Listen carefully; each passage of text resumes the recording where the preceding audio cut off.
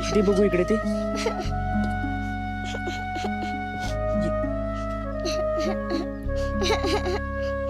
बस बघू, बस.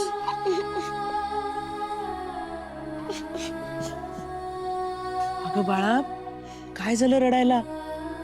आत्ता अशी धावत बागडत इंद्रायणी तरी गेली होतीस ना ग? हो, तिथल्या बायकांनी मला पाणी भरूच दिले नाही.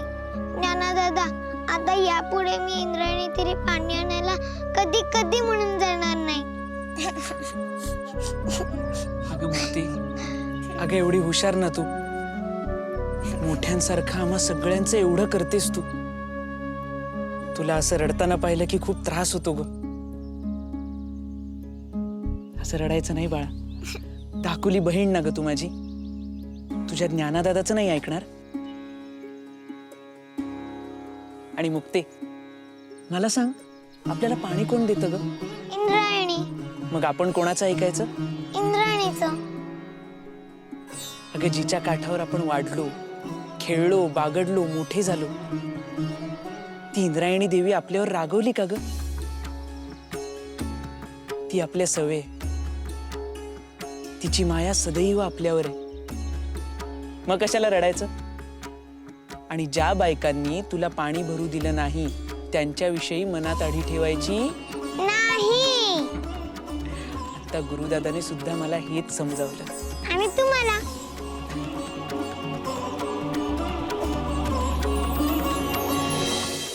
नाही मुद्गल शास्त्री, अहो मला हे पटतच नाही. अहो असं झालं तर ते लहान गेल्या लेकरांनी जगायचं कसं? आज आळंदीतल्या बायकांनी त्यांना घाटावरून पाणी घ्यायला मज्जाव केला. खरंच असं घडलं? होय तर. अहो बातमी खरी आहे म्हणून तर कानावर आली. आधी त्यांना गावात राहायला मज्जाव केला, नंतर भिक्षा घ्यायला मज्जाव केला, आणि आज तर पाणी घ्याय बी मज्जाव केला. अहो उद्या तुम्हाला श्वास घ्यायचा अधिकार नाही असं म्हणायला यांची जीभ धजावणार नाही कशावरून? पाटील, तुम्ही म्हणताय त्याच्यात तथ्य आहे. यावर लवकरात लवकर काहीतरी उपाय शोधायला हवा. आणि आता तर काय, विठ्ठलपंत आणि रुक्मिणीनं न्यायसभेच्या आज्ञेनुसार देहांत प्रायश्चित्त घेतलेलं आहे. पण न्यायसभेनं त्या लेकरांच्या अधिकाराचं काय करायचं याबद्दल विषय घेतला नाही. हो तेच तर. पण आता लवकरात लवकर लेकरांना गती मिळायला हवी, आणि त्यासाठी आपल्यालाच काहीतरी करायला हवं. आपण नरहरी शास्त्रीने भेटायचं का? मुद्गल शास्त्री, नाही म्हणजे माझं म्हणणं पटलं नाही होय तुम्हाला? नाही पाटील, तुमचं म्हणणं पटतंय मला, पण आता लवकरात लवकर न्यायसभा भरवणं हे अवघड आहे. म्हणजे नरहरी शास्त्रींसंग तुमचं काय बोलणं झालं होय? बोलणं करायला नरहरी शास्त्री हे आळंदीत असायला हवेत ना. काही कामानिमित्त ते गेलेत पैठणला. कधी येतील काही सांगता येत नाही. म्हणजे मग आता आता काय,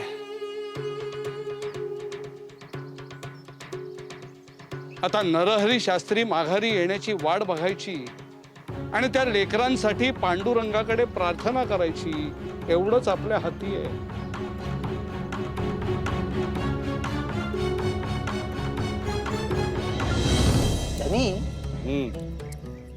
राहून राहून मला एक कळना, हे कुलकर्णी कुटुंब समध्या संकटातून कसं काय बाहेर येतो? नाही म्हणजे आता बघा, संन्यासी नवरा परत यावा म्हणून त्या रुक्मिणीनं अश्वत्थाच्या झाडाला 1,00,000 प्रदक्षिणा घातल्या. किती उपास तापास केले, व्रत वैकल्य केली, तिला झालं काहीच नाही. उलट त्यो विठ्ठलपंत तिच्या इच्छेनुसार परत आला. अरे मूर्खा, तुला काय वाटतं तो विठ्या काय त्या रुक्मिणीच्या प्रार्थनेमुळे परत आला? असं होणं शक्य आहे का? आणि त्या विठ्याने संन्यास आश्रम स्वीकारला तेव्हा त्याला ठाऊक होतं का त्याची बायको इथे काय करते ते? गुरूंनी आज्ञा केली, आला परत. अहो पण आपण हे कंदी मान्यच केलं नाही. फार शहाणा आहेस तू नारबा. अरे आपण जर हे मान्य केलं असतं तर अवघ्या आळंदी ग्रामाने त्याला डोक्यावर घेतला असता. मग आपण बसलो असतो कुठल्या तरी कोपऱ्यात त्याची प्रवचन आणि निरूपण ऐकत. समजलं? हा बरोबर आहे. पण धनी आता काय उचकटलंच आहेस थोबाड तर बोल आता.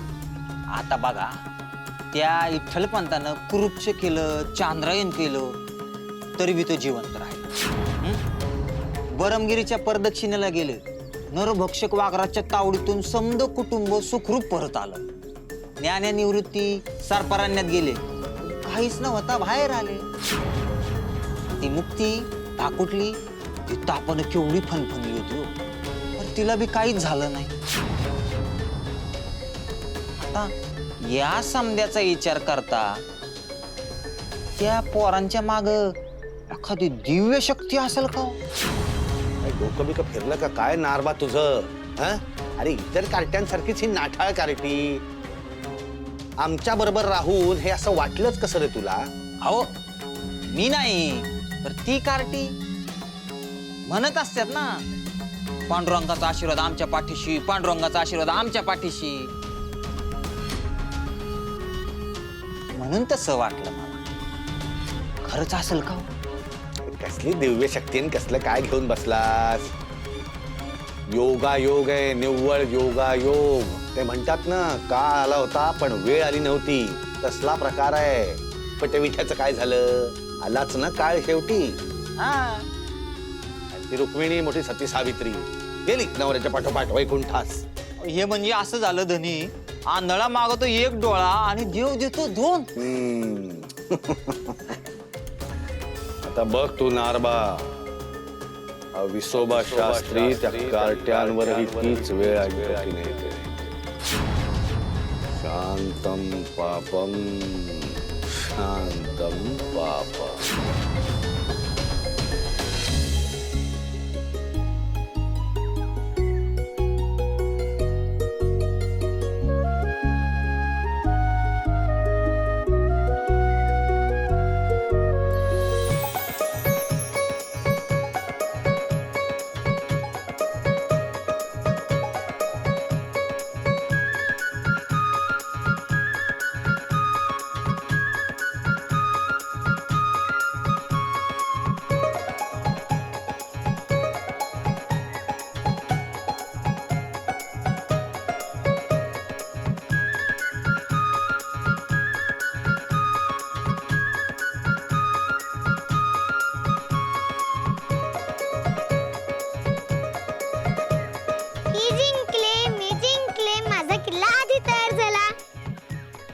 अगं नाही, माझा तुझ्या आधी झालाय. कुठे झालाय? तू तर अजून किल्ल्यापाशीच आहे. मी बघ सजून बाजूलाही झालीये बघ. अगं माझा किल्लाहून अर्धी घटिका झाली. मी तर केवळ त्याला आणखीन थोडं भक्कम करत होतो.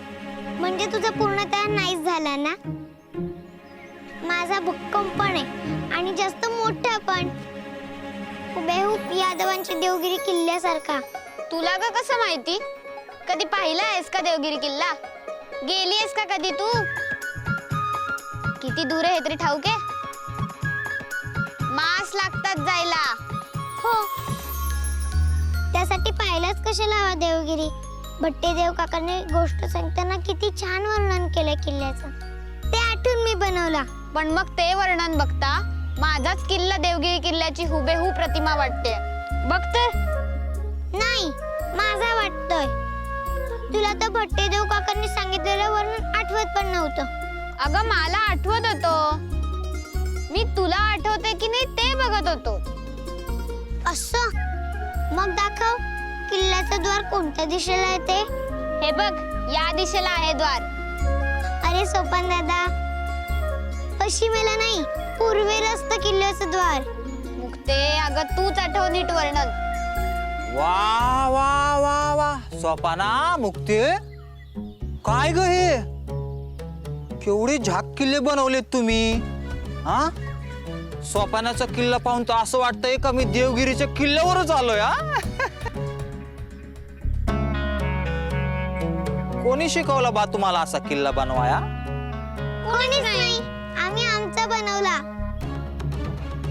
हा, तुमचा तुम्ही बनवला? बर, मग पाहिला का वा किल्ला? का कधी गेला होता देवगिरीवर? नाही नाही, अहो नारबा काका, बाबांनी आणि भट्टीदेव काकांनी देवगिरीच्या यादव सम्राटाच्या अनेक कथा आम्हाला सांगितल्या. तेच वर्णन आठवून आम्ही अंदाजाने तयार केला किल्ला. असो, कुणाची ग बाई माझी मुक्ता? हा? कसला बनवलाय एकदम झाक. हा, बघू तरी कसा बनवलाय. पण इकडे तोफा आहेत का नाही? ऐका अरे देवा, सोपान्या मोडला रे तुझा किल्ला. हा, चुकून झालं बघ. क्षमा कर. मी तोफा आहेत का ते बघायला गेलो आणि तोल गेला. मोडला. आता मोडलाच आहे तर मोडला, नाही का? तुझा राहू दे, मुक्ताचा बघतो कसा केलाय. बघू मुक्ते. दरवाजा खूप काय होतंय? काय होतंय रे माझ्या हातून? अरे अरे, दोन्ही पोरांचे किल्ले मोडले बघ. क्षमा कर, क्षमा करा मला. देवा अरे माफ कर रे बाबा, माफ कर. दोन्ही पोरांचे किल्ले मोडले गेले रे. क्षमा करा मला. पण आता जे होतं ते चांगल्यासाठीच होतं, नाही म्हणतात ना असं. मनाला लावून घेऊ नका. आपण काय करू, दोन्ही किल्ल्याची माती एक करून ना मोठा किल्ला करू. हा, हे याची माती याच्या, इकडचं हे इथं. हा, असा मोठा किल्ला बनवू बरं का. मोठा बनवू किल्ला. हा, नारबा काका, तुम्ही मुद्दामून मोडलात आमचा किल्ला. अरे नाही, मुद्दामून नाही केलं. नारबा काका, नको ना रे असं करू. चुकून झालं. हा, आम्ही स्वतःच्या हाताने केलं होतं हे सगळं. होय ना, मग मी बी स्वतःच्या हातानच मोडला.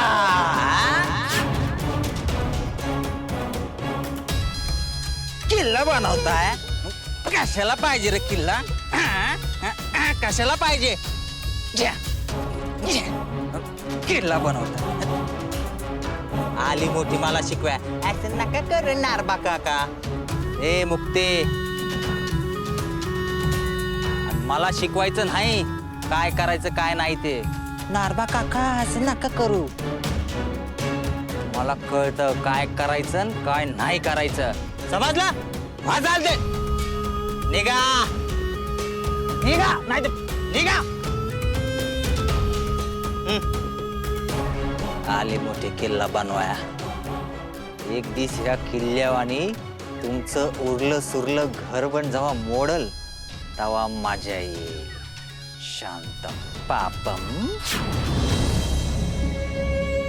बिचारी लेकरं त्यांचा आनंद शोधतात, पण ह्या लोकांना बघवत नाही येते. देवा पांडुरंगा, कधी यांचं डोसकं ठिकाणावर येणार आहे? असं वागण्यानं सौतावरच पापाचं डोंगर रचतात. आणि मग नारबा काकांनी मुक्तेचाही किल्ला मोडला. हो ज्ञाना दादा, त्यांनी सगळ्याची नासधूस केली. नारबा काका नेहमी करतात असं. आपण मनापासून केलेली गोष्ट एका क्षणात मोडताना पाहून त्रास होणारच ना रे. अगं मुक्ते, तो किल्ला काही कायमचा टिकणार होता का?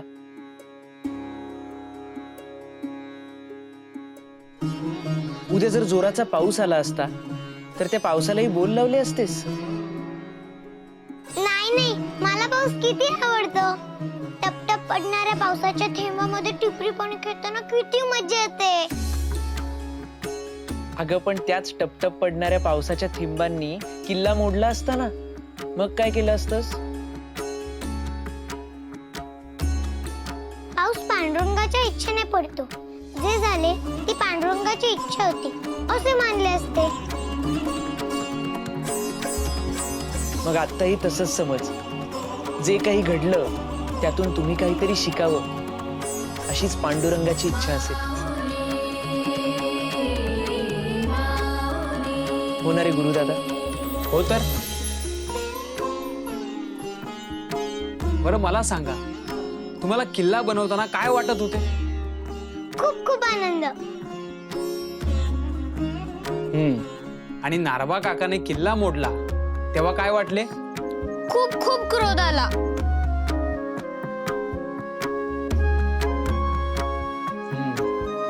म्हणजे क्रोधाने तुमचा सारा आनंद तुमच्यापासून हिरावून घेतला.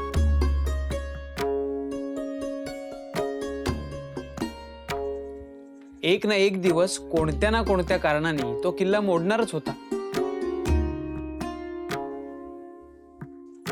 तो आत्ता मोडला, पण त्यातून जो तुम्हाला आनंद मिळाला तो शाश्वत होता.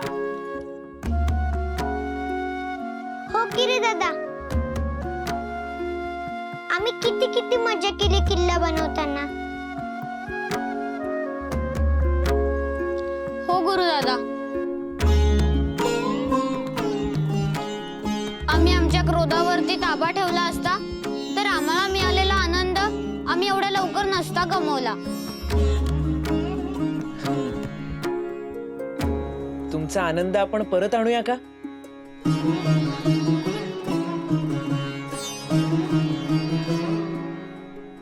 तुम्ही कशी मज्जा केली ते आम्हाला सुद्धा बघायचंय. आपण परत किल्ला बनवूया. खरंच मी आता चालायला लागते. जा पळा. चल मुक्ते. हो.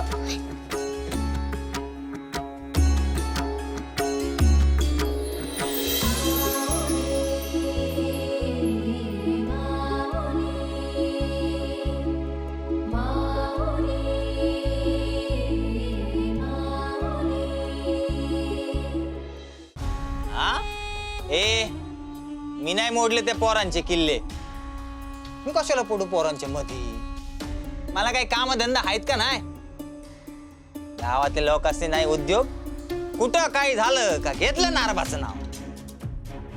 असू म्हणजे तुम्हाला सोडून समजा नाही येड लागले ना? होय तर नाही, कुणीतरी तुझ्याकडं कागाळी केली. आव कुणी कशाला कागाळी करायची गरज आहे? इंद्रायणी सौता साक्षी आहे, तिनं बघितलंय ह्यो तुमचा समदा खेळ.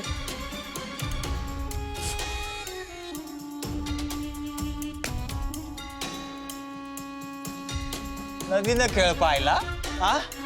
आणि पुराणातल्या गोष्टी सारखं इंद्राणीनं सावता येऊन तुला सांगितलं मी त्या कार्ट्यांना त्रास देतोय. काय पण बोलती ए? मी सौता बघितलंय त्या लेकरांची किल्ली तोडताना तुम्ही. कसं आहे ना, मांजरीला जरी आपण डोळे मिटून दूध पितो असं वाटत असलं तरी समद जग ते बघत असते. अगं नाही म्हणजे तुला नीट दिसलं नसल. मी त्या दोघांनी मोठा किल्ला बांधाया मदत करत होतो. असा राहू द्या, बंद करा तुमचा समदा पोरखेळ. विठ्ठल पंतांचं चांद्रयान तुम्ही मोडलं हे अजून काही विसरले नाही हाय म्या. अहो जरा सौताचं वय बघा आणि त्या पोरांची वय बघा. पंत आणि रुक्मिणी गेलेत, आता त्या पोरांना तरी सुखानं जगू द्या.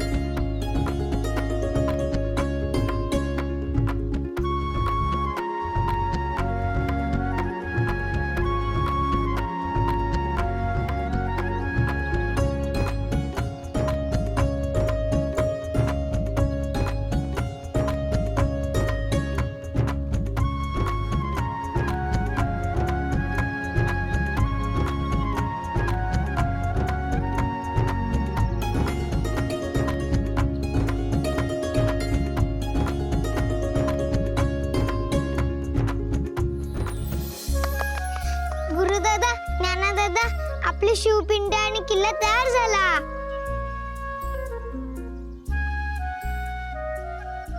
सोपान दादा, आता तरी मान्य कर की तुझ्यापेक्षा सुंदर आणि मोठा किल्ला ज्ञानादादाने बनवला ते. असेल असेल, पण मला गुरुदादाने बनवलेली आदिनाथ गुरूंची पिंड ही तितकीच आवडली. हो तर ती पिंड आहे सुंदर, पण तुम्हाला कसं जमलं एवढं सुबक किल्ला आणि पिंड बनवायला? हो ना, अगदी गणोजी बाबांच्या सुंदर मडक्यांसारखी. किती कोरीव दिसतात बघ दोन्ही. कारण गणोजी बाबांनीच तर शिकवलं. आम्हाला सोडून शिकलात तुम्ही? अगं, ब्रह्मगिरीवरून आलो तेव्हा मडकी घ्यायला गणोजी बाबांकडे गेलो होतो. तिथे त्यांना मदत करता करताच शिकलो. मातीची भांडी बनवताना त्याचा आकार, सुंदरता, सुबकता हे सारं काही गणोजी बाबांनी शिकवलं. खरंच? एवढं सोपं आहे? तीच तर गंमत आहे. ज्या गोष्टी आपल्याला दिसायला सरळ आणि सहज असतात त्या गोष्टी तयार करणं खूप अवघड असतं. आता फुलांचंच बघा ना, रात्री असलेल्या कळीचं सकाळी सुंदर फुल उमललं, ते दिसायला किती सोपं आणि सहज दिसतं. पण त्याआधी झाड लावणं, रोज नित्य नियमाने त्या झाडाला पाणी घालून ते वाढवणं, ते किती कष्टाचं आणि अवघड काम असतं. गुरुदादा, मला जशी फुलं आवडतात ना तशी गोल गोल मडकी सुद्धा आवडतात. मला पण शिकायचंय गणोजी बाबांकडून, म्हणजे माझ्या खेळण्यातली बुडकुली मला स्वतःला बनवता येतील, हवी तशी. हो, मी पण शिकणार. हो, जाऊ आपण गणोजी बाबांकडे शिकायला. पण आधी याची पूजा तर करूयात. हा, हो तर मी आत्ता फुलं आणते. चल चल.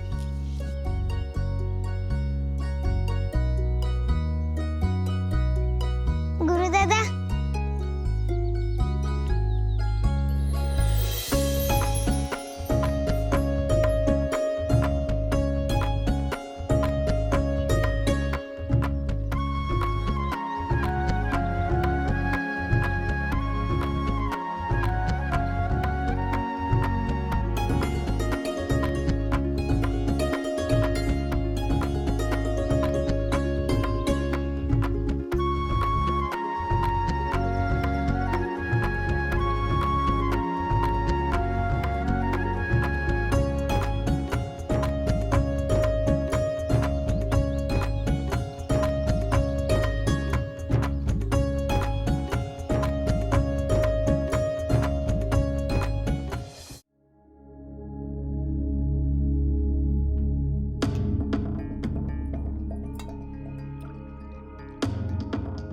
घ्या.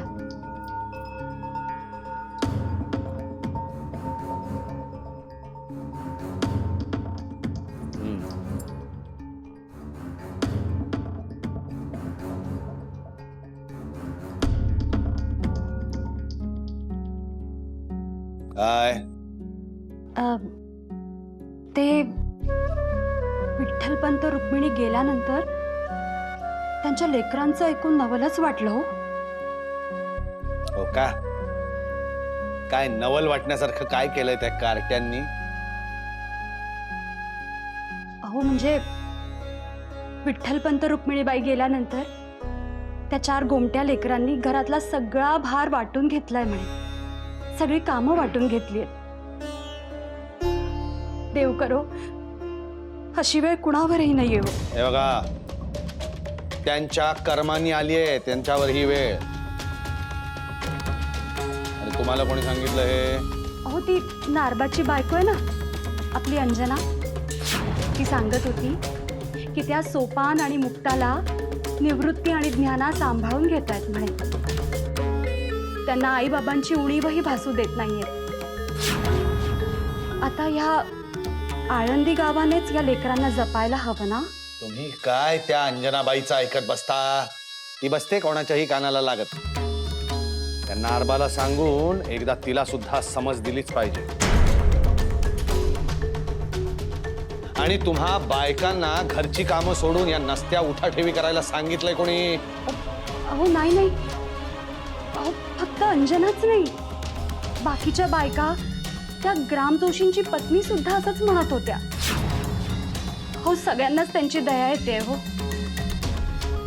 तेव्हा आता आपणही. तुम्ही मला त्या कार्ट्यांचं कौतुक सांगू नका. धर्मबुडवे आहेत सगळे. त्यांचे आईबापही तसेच होते. हो, गेलेल्या माणसाबद्दल असं वाईट बोलू नये हो. मरणांत आणि वैराणी अशी आपल्या पूर्वजांची शिकवण आहे ना. आता तुम्ही आम्हाला अक्कल शिकवणार आहात का? जा. त्या कार्ट्यांची कोणाला दया येते ते मी पण पाहतो ना. शांतम पापम.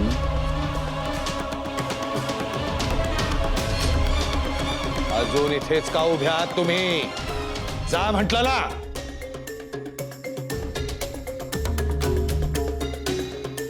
रस्त्या उठा ठेवी. शांतम पापम.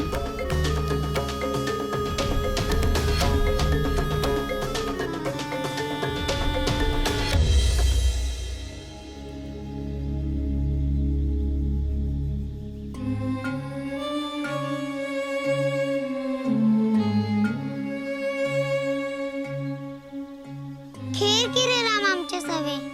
नाही, ते नारबा काका अंगावर धावून येतात. आता नाही येणार नारबा काका इथे. खेळ की गौमा. नारबा काकांनी सांगितले की तुम्ही वंगाळ आहे, म्हणून तुमच्या सोबत आम्ही नाही खेळणार.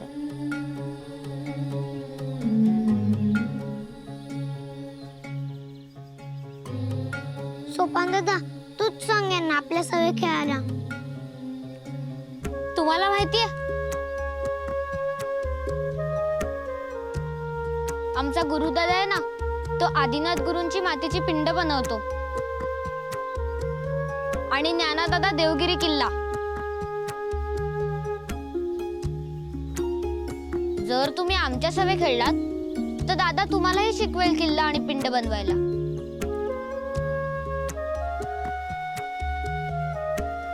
बघा बुवा, शिकायचं असेल तर शिका.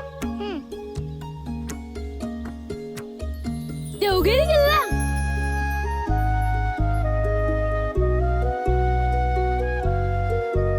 चला तर मग खेळूयात. चला. रास मी उडवणार बघा. हे घे. हो.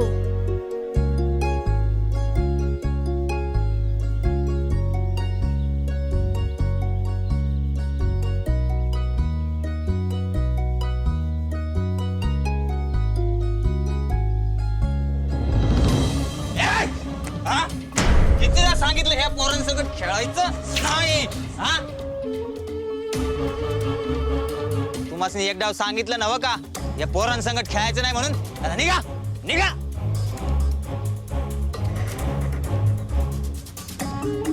आले मोठे खेळायला.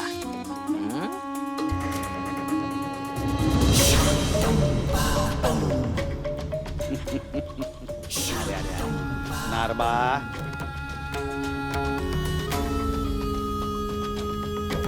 तुला काही कळत नाही का रे? हा? असा त्रास देतात होय रे?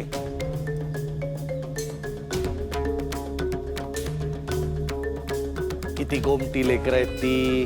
हा? चल, रास रचती पुन्हा.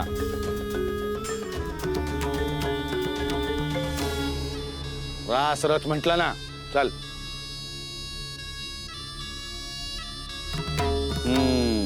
छान.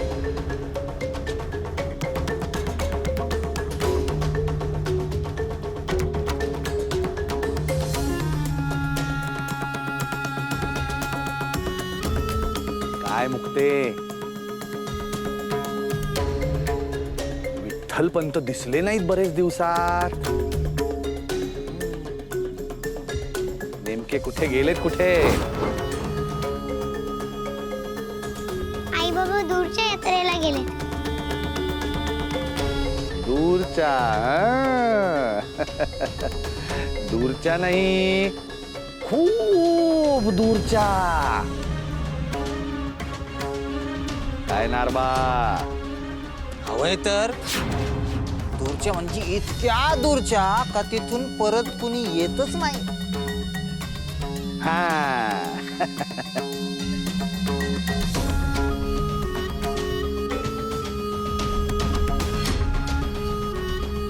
आमचे आई बाबा येतील परत.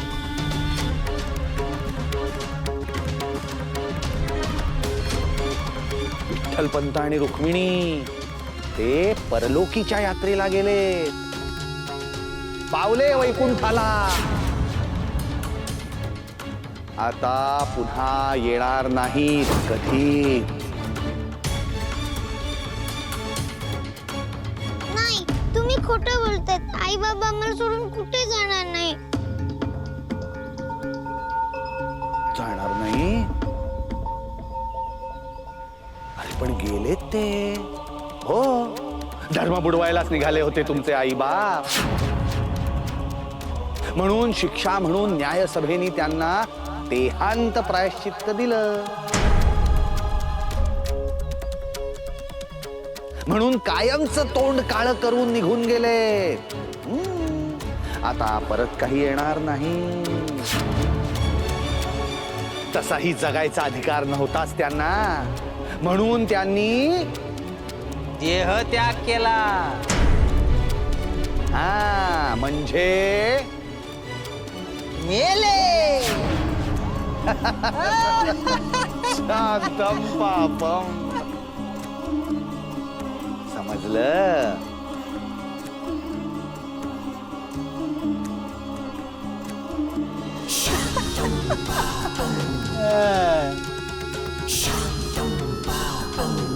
मिठ्याची कार्टी. शांतम पापम.